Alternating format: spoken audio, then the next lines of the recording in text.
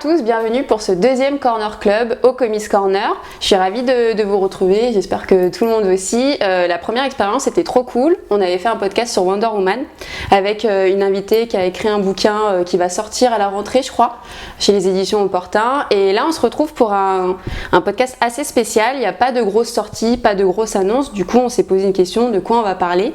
Et on va parler de peut-on faire confiance à son libraire entre objectif de vente et passion. Donc pour ce podcast, on retrouve encore et toujours Jimmy. Donc tu peux te représenter. Oui, salut tout le monde. Vous me connaissez, ça va bien. Donc Jimmy, gérant du Comics Corner, libraire, spécialisé comics et toujours un plaisir d'accueillir ici les podcasts. Ouais. Et on a un invité très spécial et on est trop content de le recevoir. Donc c'est Arnaud de Comics Blog. Donc merci d'être venu. Merci de m'avoir invité. Bah ouais, du coup tu peux te représenter pour ceux qui te connaissent pas, mais bon, je pense que c'est léger. Donc je m'appelle Arnaud Kikou même sur Comics Blog. Donc je suis rédacteur en chef de Comics Blog, qui est grosso modo le premier site spécialisé comics en France. Donc je suis journaliste et je parle de comics et d'adaptation tous les jours sur internet. Et vous faites des podcasts aussi. Et je fais plein de podcasts. Ouais, mais c'est pas de la concurrence. Vous pouvez tout regarder. Du coup voilà, moi c'était une question que je voulais aborder, comme il n'y a pas, comme je disais, de grosses sorties. Première question, qu'est-ce qu'un bon libraire selon vous, Jimmy ? Alors, pour moi, un bon libraire... En étant objectif. Oui, bien sûr.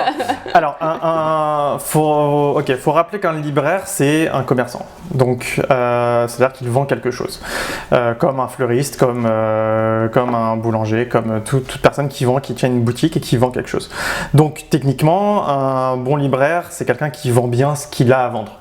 Ça veut dire quoi ? C'est-à-dire qu'il connaît ses produits. Donc si on reste sur l'exemple de la librairie, c'est qu'il connaît ce qu'il vend. Donc il connaît ses livres, donc il les a au minimum lus, je dirais, et qui donne envie aux gens de revenir, tout simplement, parce que réussir à vendre quelque chose à quelqu'un, c'est jamais très compliqué, hein. C'est comme le proverbe, voilà, on peut mentir une fois à une personne, hein. Par contre le refaire plusieurs fois, c'est déjà tout de suite plus compliqué. C'est d'arriver à donner envie aux gens de revenir, soit parce qu'on les a particulièrement bien conseillés, ou simplement qu'on a été suffisamment chaleureux et à leur écoute pour leur donner envie de revenir, de discuter comics, sans forcément en racheter systématiquement, mais simplement pour avoir un échange, quoi. Du coup, tous les jours, tu te forces à lire des comics. Oui, c'est vital. Ah ouais, bien sûr. Est-ce que tu as lu tous les comics dans ta librairie ? C'est une question qui revient souvent. J'en lis toujours plus et j'essaie de lire toujours plus que ce qu'il y a comme sortie pour jamais être dépassé. Et du coup, j'ai de plus en plus rattrapé, on va dire, mon retard sur l'immensité de comics qui sortent, ne serait-ce que sur la VF. Ouais. Donc je comble mon retard de plus en plus.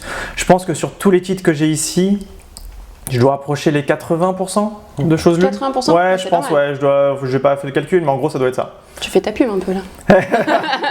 J'ai tout lu. Après, voilà, est-ce que je serais de bon conseil ? Mais en tout cas, voilà, j'essaye d'être de plus en plus pertinent dans ce que je raconte, évidemment. Ok. Et pour toi, Arnaud, du coup, qu'est-ce qu'un bon libraire ? Un bon libraire, c'est quelqu'un qui a au moins lu 80%. D'accord, c'est pas du tout sponsorisé ce podcast.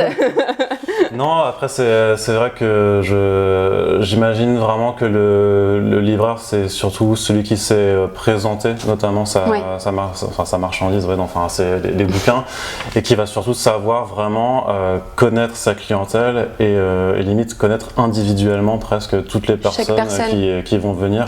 Je pense que le bon libraire doit surtout savoir identifier le plus rapidement possible le profil du lecteur et de la lectrice qui vient vers lui. Et va savoir le conseiller immédiatement. C'est-à-dire, moi j'investis ça, paf, j'ai trois titres à te conseiller. Je pense que ça se fait en pratiquant le métier. Tu peux pas forcément le savoir. Et qui différencie des grosses entreprises style Fnac ou Cultura. Pour moi, c'est. Oui, après, j'ai pas envie de taper sur Fnac ou Cultura, parce que j'imagine qu'il y a des gens qui travaillent là-bas, qui connaissent aussi leurs bouquins et qui sauront être de bons conseils. Après, c'est avec les volumes qu'ils ont à traiter peut-être par rapport à une librairie spécialisés comme ici, je pense qu'eux n'ont pas le temps de lire 80% de ce qui sort, et du coup ne peuvent pas aussi bien conseiller les clients qui passent après. Ouais, c'est plus quand tu es dans des grosses entreprises comme ça, ouais, tu fais plus juste de la vente que du conseil. Et je pense que le bon libraire, c'est sur la partie conseil qui va réussir à vraiment à se démarquer. Bah justement, c'est super parce que tu anticipes sur ma prochaine question. Comment ça se positionne entre l'objectif de vente et la passion? Comment toi, tu vois le libraire quand tu vas dans une librairie, tu te dis... Qu'est-ce qu'un bon libraire ou un mauvais libraire? Le mauvais libraire, c'est celui qui va dire que tout est bon et qu'il faut tout acheter. Hein. Donc il va avoir des avis négatifs. Mais après, tu peux pas reprocher à un boulanger de vouloir vendre son pain non plus. Et techniquement, le libraire est pas tributaire de la qualité des bouquins. C'est-à-dire que c'est pas de la faute à Jimmy si Batman Metal c'est nul, par exemple. Oui, mais c'est nul. Mais dans ce cas, après voilà, ça reste un avis personnel, mais je veux dire que entre ce qu'il veut vendre et et le conseil, je pense que ça dépend vraiment en fait de la personne que tu es en face, parce que le libraire doit faire, je pense, abstraction de ses goûts personnels pour se mettre à la place de celui qu'il a en face. Et pouvoir lui conseiller. Si le mec il arrive et dit je suis le fan number 1 de Rob Liefeld en France, il doit être capable de lui dire dans ce cas je peux te conseiller tel ou tel autre bouquin avec des artistes qui ressemblent, avec un style très mainstream, très musclé et tout ça. Et je pense que c'est là où tu fais la part des choses entre ta volonté de vouloir absolument vendre quelque chose et le fait de vouloir être un bon conseiller, de bons conseils en tout cas. Et toi, Timmy, du coup En fait, c'est ça. L'esprit, il est là. C'est-à-dire que clairement, quand tu as quelqu'un en face de toi qui dit aimer un genre, par exemple, moi personnellement, je suis pas fan. Je commence à être de moins en moins fan de tout ce qui va être trop mainstream, les très très grosses sorties. Alors il y a de l'indépendant. Ouais, il y en a du très bon aussi, mais voilà, une très très grosse sortie. T'as cité Arnaud, Batman Metal, restons sur cet exemple-là, pourquoi pas. Moi, voilà, j'attendais cette sortie parce que je savais que c'était une grosse sortie, pas parce que j'avais un amour particulier pour ce genre d'événements. Je les ai lus, j'ai été déçu. Quand les gens viennent pour me demander est-ce que c'est bien, je leur dis toujours la même chose, je leur dis voilà, c'est la grosse sortie, c'est la sortie incontournable si vous voulez du Batman. Par contre, moi la fin m'a déçu. Et je me suis jamais caché de le dire. Oui. Il y a toujours une petite voix dans ma tête qui me dit attention, si tu dis ça, c'est un point négatif, peut-être que la personne ne va pas l'acheter. C'est vrai, j'y pense forcément. Par contre, à chaque fois que j'ai un gars qui revient pour me prendre le tome 2 ou le tome 3 et qui me dit après coup ah bah vous aviez raison, finalement la fin m'a déçu, bah finalement on est tombé d'accord et c'est pas pour ça que ça lui a pas empêché de les acheter parce qu'à la base c'est ce qu'il voulait et ça lui a donné au contraire envie de revenir. Parce qu'il a vu en moi une certaine sincérité qu'il n'aurait pas vu si je lui avais dit ah non c'est génial, il faut absolument que tu apprennes, c'est incroyable, alors que si ça se trouve je les ai même pas lus quoi. Donc voilà, déjà en tout cas du coup ça m'amène au vrai point le plus important, c'est vraiment sincèrement ne jamais mentir. Okay. Quand il y a un livre que je n'ai pas lu par exemple qui vient de sortir ou qui est sorti par moment et je l'ai zappé dans mon planning des trucs à lire et que quelqu'un me dit est-ce que c'est bien et que je l'ai pas lu, jamais j'oserais dire c'est bien. Je dirais toujours je l'ai pas lu. Oui, parce que sinon ça peut créer un problème. Mais en fait c'est même pas ça. Mais en vrai on peut toujours se cacher parce que je peux très bien dire c'est bien, le gars l'achète, il me dit mais pas du tout, c'est une cata et puis dire bah ouais mais moi j'ai trouvé ça bien. Je pourrais toujours argumenter. Mais en vrai quand je l'ai pas lu, je l'ai pas lu. Au tout début d'ailleurs, je peux même révéler un petit truc. Au tout début, quand j'ai ouvert la librairie, j'ai pas eu de formation de libraire. Hein, j'ai appris sur le tas et j'étais juste fan de comics, mais le fan moyen, c'est-à-dire celui qui a en tête les grands personnages, qui a lu pas mal de grands arcs narratifs chez un peu tout le monde, mais qui est pas grand connaisseur, encyclopédie sur pattes quoi. Et au début, il y avait beaucoup de livres que je recommandais en lisant simplement les résumés au dos. Parce qu'au tout début, d'un coup, je me retrouve avec une boutique avec 2000 références. Oui. Je peux pas du jour au lendemain avoir tout lu. Oui. Du coup, au début, je voyais qu'au dos, les résumés disaient que c'était bien si on avait déjà aimé ça ou ça, donc je répétais simplement les résumés. Un petit peu comme on pourrait voir des mini-avis laissés par des gens qui ont acheté les bouquins en ligne, quoi. Et au bout d'un moment, je me suis rendu compte, très rapidement d'ailleurs, qu'il y avait une je me suis rendu compte que c'est plus déjà c'est limité et limite c'était malhonnête quoi, parce que des fois je disais que tel truc c'est génial jusqu'à la fin alors que c'est une série en 10 tomes et que j'ai lu que le résumé du tome 1. Enfin bah oui. Et en fait je me suis rendu compte qu'il fallait absolument que j'arrête de faire ça et du coup il y a prendre du temps et en fait j'ai pris ça et du coup il y avait des journées où je me faisais des marathons de lecture, j'en lisais. T'as juste arrêté de prendre des séries en 10 tomes. Non mais alors j'aime les one shots. Je lis, alors je conseille beaucoup de one shots mais c'est vrai que je lis mais je me lance dans les séries Il y a des séries que j'aime et que je vais lire jusqu'au bout et que je vais pouvoir sans hésiter dire qu'elles sont bien jusqu'au bout. D'autres séries qui m'ont lassé au bout d'un moment. Je sais pas, un exemple genre Walking Dead. Moi, j'avais décroché à la fois en tant que lecteur quand j'étais il y a quelques années et même quand je l'ai lu de façon professionnelle. Donc je le dis. Mais de toute façon, c'est pas parce que tu dis ça que le fan de Walking Dead va arrêter de les prendre. De toute façon. Ah non. Mais par contre, au moins, j'ai un avis sincère sur la question. Alors, est-ce que ça fait de moi un bon libraire? J'en sais rien. En tout cas, ça fait de moi un libraire honnête, ce qui est déjà un premier pas vers un. Est-ce que c'est compliqué de conseiller un comics que tu n'as pas aimé? Bah en fait, qu'est-ce que tu veux dire par conseiller? Est-ce que conseiller... le vendre du coup Alors, le présenter. le vendre c'est différent de conseiller, parce que si tu me demandes un conseil sur sur un hôtel que j'ai visité, si je te dis qu'il était nul, je t'ai conseillé sur cet hôtel, en te disant qu'il était nul. Donc conseiller un livre que j'ai pas aimé, c'est très facile. Je dis que j'ai pas aimé, je t'ai fait du conseil.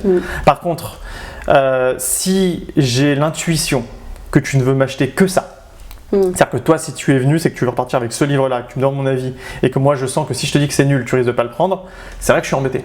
Donc en fait, je n'ai pas vraiment d'exemple en tête, mais je sais que si je me voyais dans cette situation-là, je pense qu'il se passerait, c'est que je te dirais que ce truc-là n'est pas du tout ma came, par exemple, que j'ai pas aimé pour telle et telle raison, mais que si vous... Et après, en fait, en général, ce que je vais faire, c'est que je vais demander pourquoi cette personne avait envie de ce truc-là.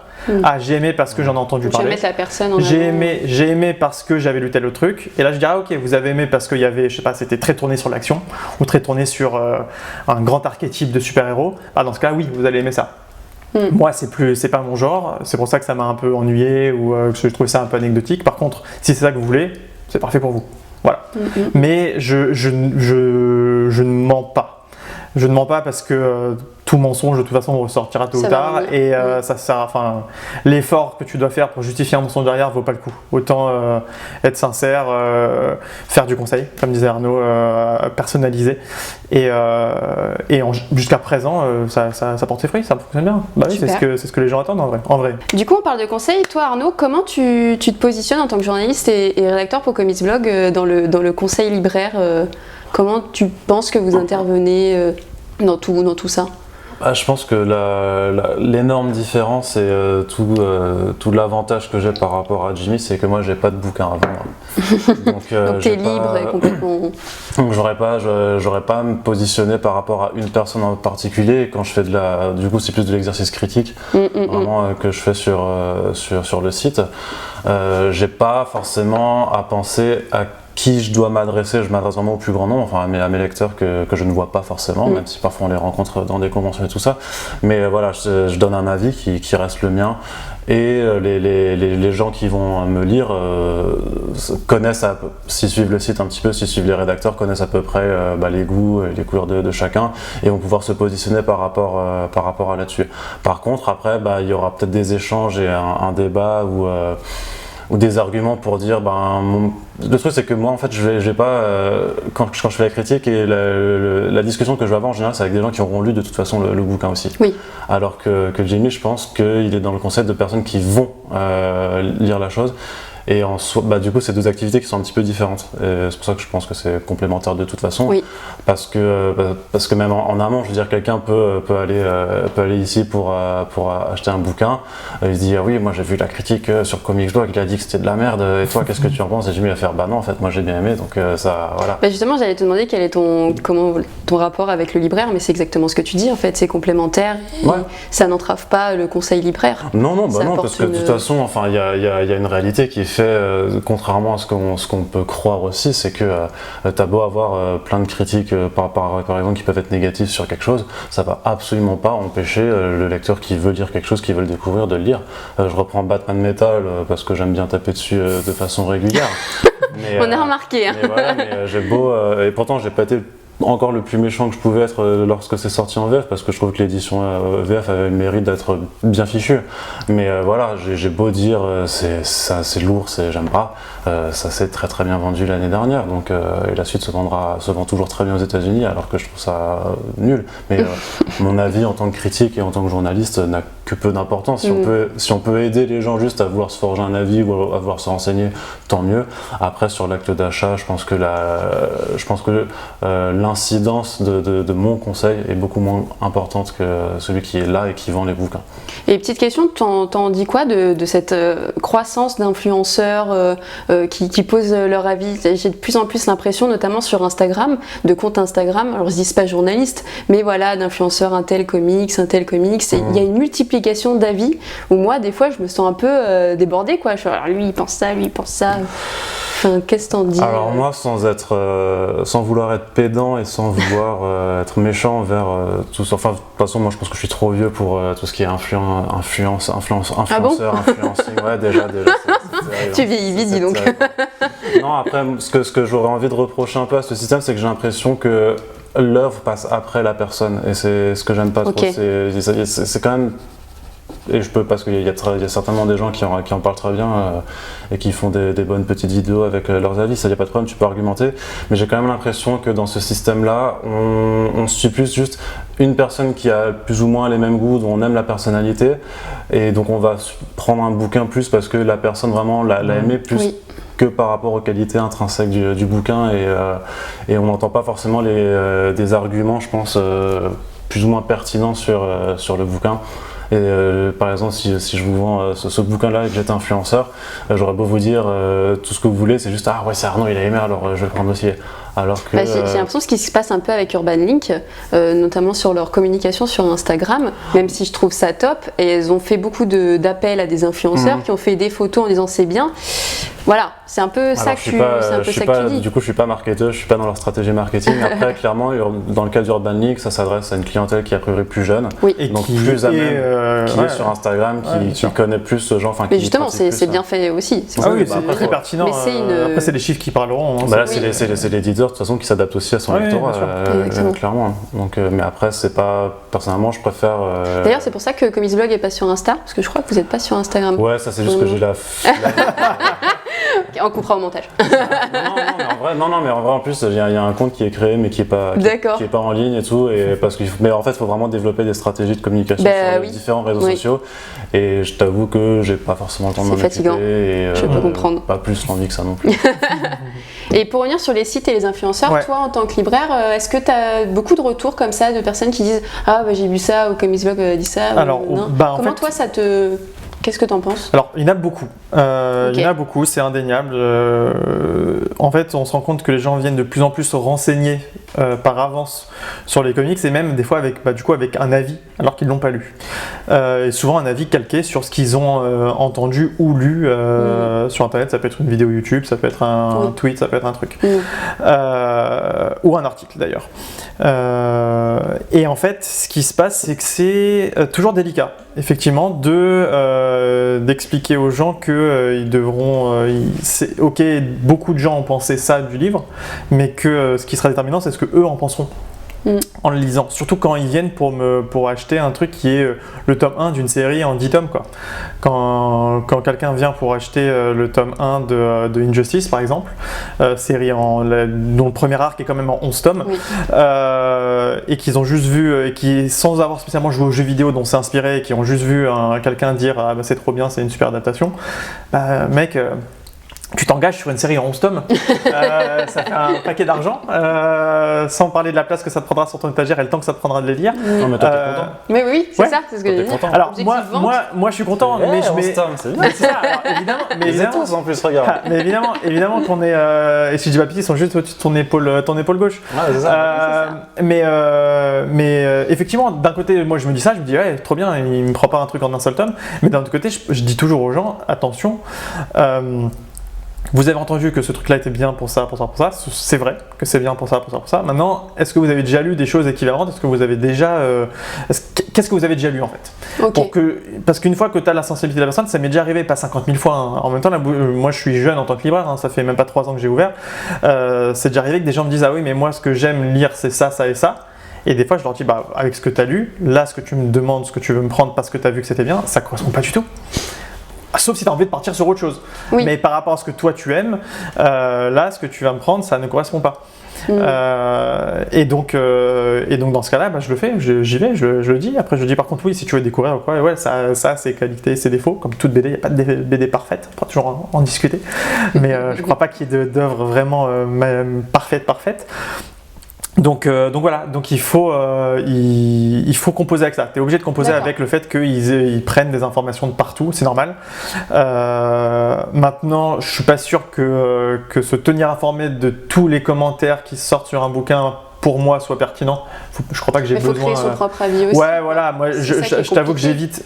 D'ailleurs, j'ai pris le réflexe parce que je suis aussi Comics Blog. J'ai pris le réflexe de lire les critiques que vous postez après avoir lu les bouquins moi-même, quand je peux. Parce que sinon, je me rends compte qu'on est trop biaisé, quoi. Si tu as un article qui dit c'est trop bien, sauf le chapitre 3. Forcément, quand tu vas arriver au chapitre 3, tu vas être particulièrement attentif et tu vas y voir que les pires défauts de la Terre. Alors qu'en fait, si ça se trouve, on ne t'aurait pas dit. C'est la même chose pour les films où les bandes annonces me déçoivent. Quand on te dit, quand on te dit ce film est génial sauf la bande son, un truc dont tu fais normalement jamais gaffe, là tu vas te concentrer sur la bande son et tu vas voir qu'elle avait des défauts. Donc je ne conseille pas aux gens de ne pas lire d'avis avant d'acheter un bouquin. On fait tous lire des avis avant d'acheter quoi que ce soit. Ça peut aiguiller un petit peu aussi. Non, mais avant d'acheter, quand tu vas acheter un appareil photo, quand tu vas acheter une voiture, évidemment que tu regardes un petit peu le retour des gens. Mais pas hésiter à venir, à le feuilleter, à discuter avec la personne qui va pouvoir vous le mettre entre les mains. Ça vous donnera plus d'éclairage sur le produit lui-même, tout simplement. Oui, exactement. Alors, je reviens juste sur ce que je disais que j'étais pas fan d'influencing et tout ça. Par contre, je comprends la nécessité de multiplier les créneaux de communication et de discussion sur ces médias. Et c'est bien qu'il y ait maintenant de plus en plus de façons de parler de comics. Et pour le coup, le comics revient très populaire. Ça permet aussi qu'ils se remettent un peu en avant, peut-être un peu trop. Ouais, les chiffres de vente du marché comics montrent que c'est pas aussi populaire que ça pourrait l'être, mais au moins ça multiplie juste les créneaux de discussion. Mais ça devient moins de niche comparé à quelques années. Ouais, ça reste toujours pour moi, quand 2013, c'était là où il y avait quand même une grosse expansion, un vrai boom, et là on voit quand même que sur les dernières années, le marché du comics c'est celui qui baisse.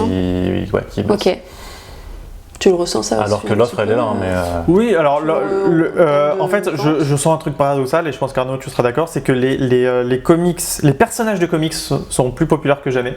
C'est-à-dire que tu n'as jamais vu autant de personnes savoir identifier, je sais pas, Black Panther ou un Green Lantern, alors qu'il y a 15 ans, 20 ans, les enfants, personne ne savait qui était Ant-Man ou qui était les Gardiens de la Galaxie. Enfin, voilà. Maintenant, tout le monde sait que ces personnages-là existent. T'en as qui vont dire, moi je suis fan de Groot.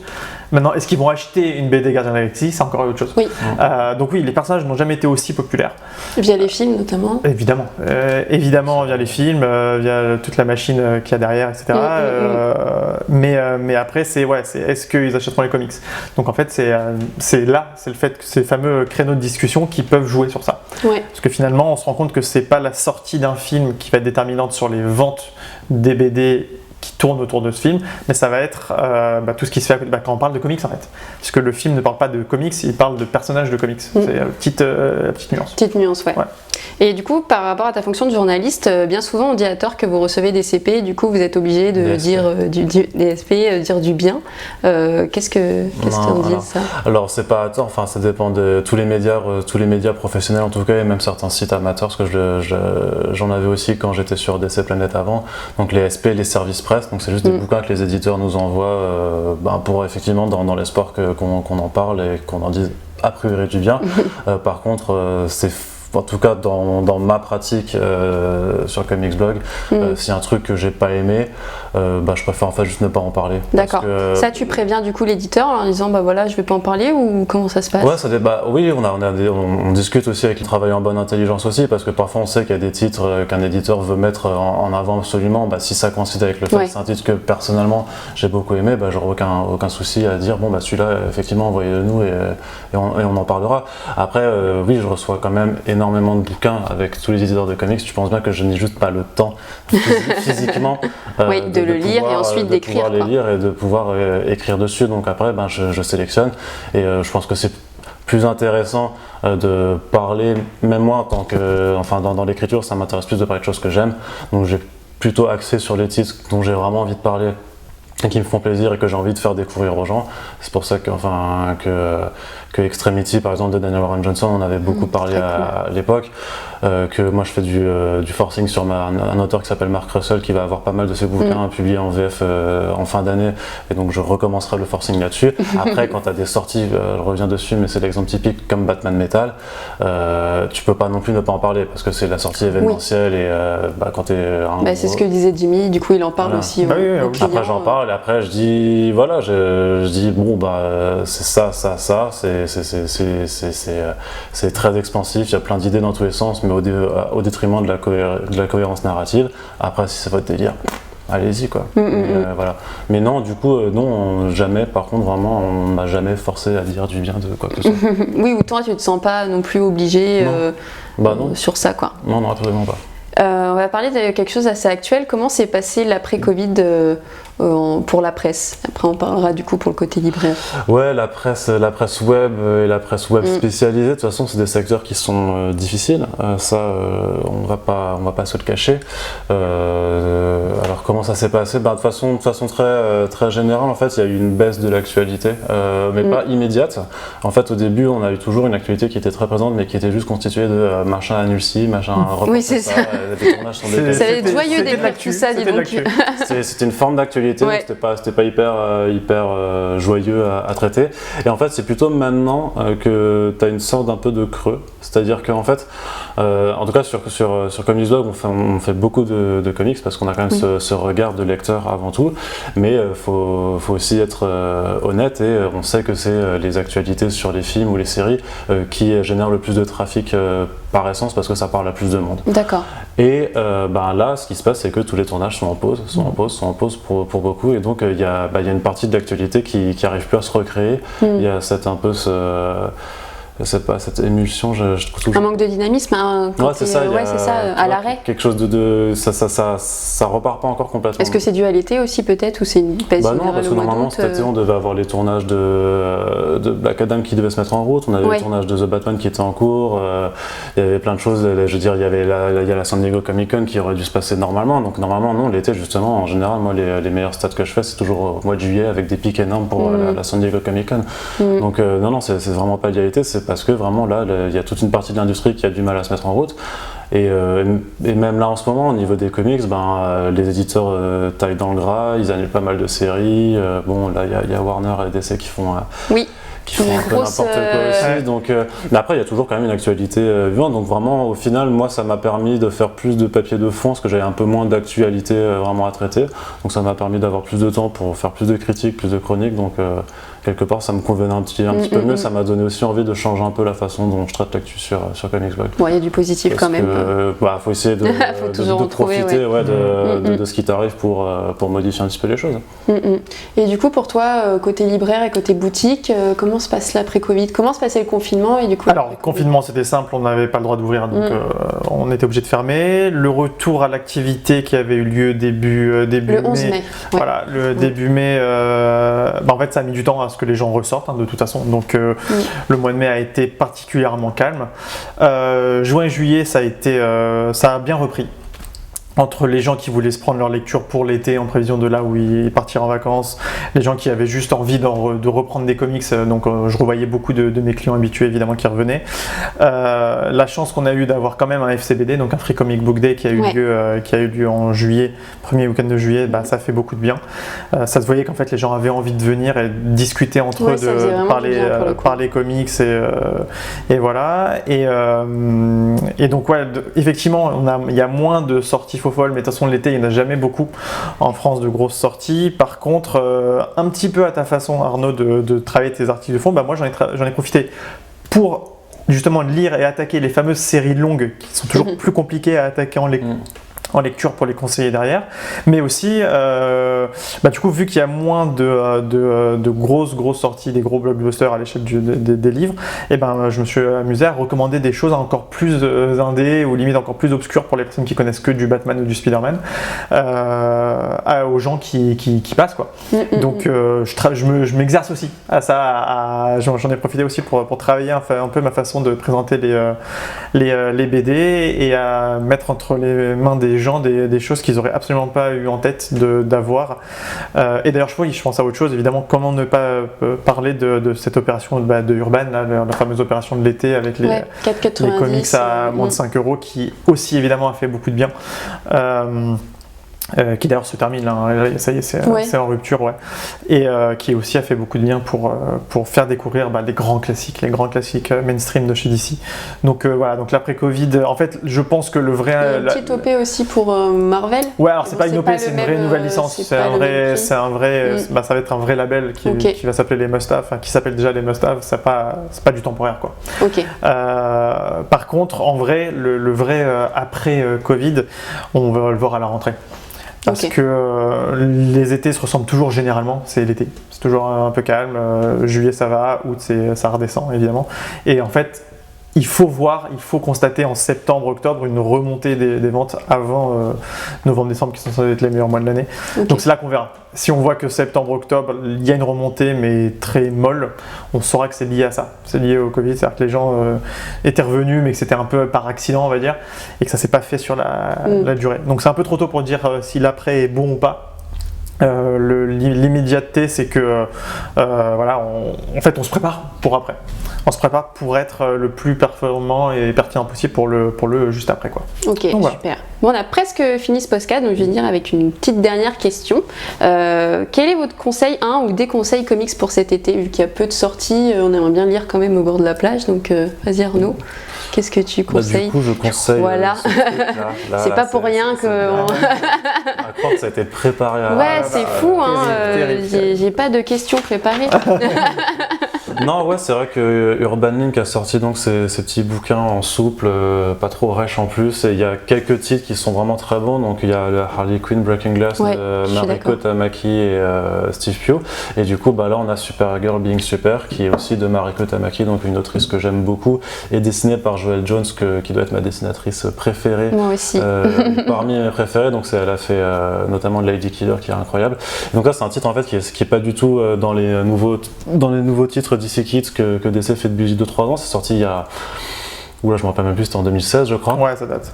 Et c'est un titre, vraiment c'est un titre sur l'adolescence, grosso modo. C'est donc Kara qui découvre ses super pouvoirs et qui va en même temps affronter des épreuves qu'on affronte pendant l'adolescence, et notamment une épreuve de deuil, on va dire. Donc c'est très très bien écrit, c'est hyper bien dessiné, c'est émouvant, c'est vraiment très très très très bon à lire. Moi ça faisait du coup 4 ans que j'attendais que Urban le ramène en France, donc je suis vraiment très, très heureux que ce soit là. Et sinon un petit peu de VO si jamais il y a... Il y a des lecteurs VO, j'en suis sûr. Pour les lecteurs VO, il y a Wonder Woman Dead Earth de Daniel Warren Johnson, qui est donc un récit post-apocalyptique, et en fait c'est Daniel Warren Johnson donc, qui a fait Murder Falcon et Extremity, qui reprend à sa sauce l'univers Wonder Woman dans un titre post-apo avec des J'en ai entendu beaucoup kaiju, de bien. Mais c'est incroyable. Tu sais ça sort quand Ouais, ça arrive, oui, ça a été annoncé par Urban, ça sort cet hiver en VF. Donc achetez-le vraiment parce que c'est vraiment c'est monstrueux. C'est ton gros coup de cœur 2020, tu penses? C'est l'un de mes coups de cœur 2020, clairement. Donc voilà, ça c'est deux titres que je recommande très fortement. Génial. Et toi? Ce sera celui-ci, Chrononauts tome 2. Alors si vous n'avez pas le tome 1, prenez aussi le tome 1 qui est d'ailleurs à 10 € en ce moment. Donc Chrononauts, on est sur du Mark Millar classique, on va dire, donc sur de l'action décomplexée, mais avec une très bonne approche une très bonne façon de conclure un récit. Mark Millar, il a fait plein de choses géniales, on le connaît pour Kick-Ass en indé, on connaît son Civil War, on connaît son Red Son, Superman Red Son, etc. Beaucoup de trucs qu'il a fait de son côté également, et Chrononauts, le tome 1 qui était sorti déjà depuis quelques années maintenant, qui n'avait pas spécialement besoin d'une fin, parce qu'il y avait une sorte de fin ouverte un peu cool, comme les personnages du récit d'ailleurs, qui sont particulièrement cool. Et là en fait il propose vraiment de clôturer l'histoire. Il fait pas un tome 2 pour lancer un univers étendu, il propose un tome 2 pour finir tout simplement. Donc il finit super bien son récit. Alors, on est toujours sur du voyage dans le temps très décomplexé, c'est-à-dire tout ce qui est paradoxe et autres et incohérence temporelle, il s'en fout un peu. Et c'est marrant, c'est-à-dire qu'il y a ce côté non c'est pas grave, on y va, on veut juste voir des gens aller dans différentes époques et provoquer des katas. Et c'est bien fichu, c'est bien pensé, les personnages sont cool, même les personnages secondaires ont des traits de caractère intéressants. C'est chez Panini. Ok, Panini. C'est Panini qui fait ça, c'est Panini qui fait ça. Et c'est vraiment cool. Donc, petite lecture sympathique en 2 tomes, récit complet, vraiment cool quoi. Ok, super. Du coup, vous avez de quoi lire pour cet été. Et voilà, du coup, c'est terminé pour ce podcast. Merci à tous les deux pour ce beau moment. C'était trop cool par les librairies, libraires. N'hésitez pas à nous suivre sur les réseaux, à nous dire ce que vous en pensez parce qu'on n'avance pas sans vous. Nous dire en commentaire, même en message privé, ça serait vraiment cool pour nous aider. Et puis, on se retrouve très bientôt. On a déjà les 3 prochains podcasts d'écrits avec de beaux invités. Et puis, merci. Au revoir. Ciao.